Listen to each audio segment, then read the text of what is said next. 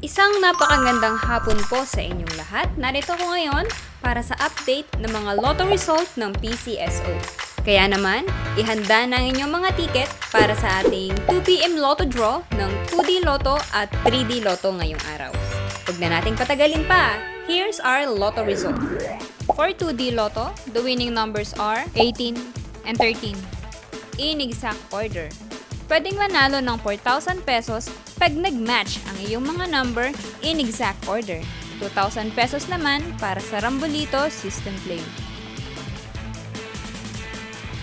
Para naman sa 3D Lotto, the winning numbers are 8, 0, and 5 in exact order.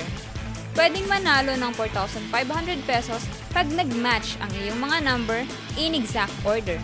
750 to 1,500 pesos naman para sa Rambolito System Play.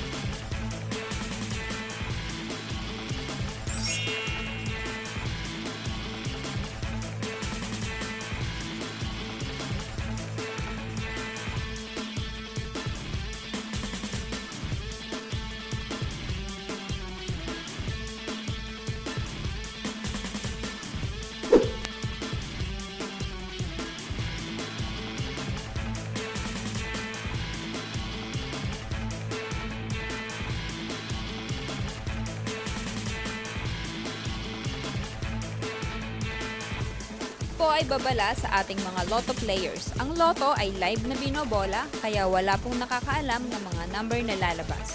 Huwag pong magpapaloko sa mga nagsasabing alam nila ang lalabas sa game at sa authorized outlet lamang bumili ng ticket bago ang draw.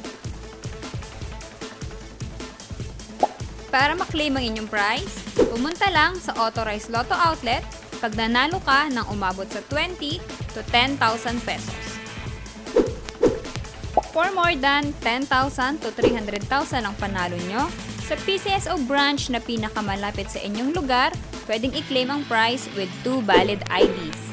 At kapag ikaw naman ang jackpot winner, i-present ang iyong ticket with 2 valid ID sa PCSO main office located at Shaw Boulevard, Mandaluyong City.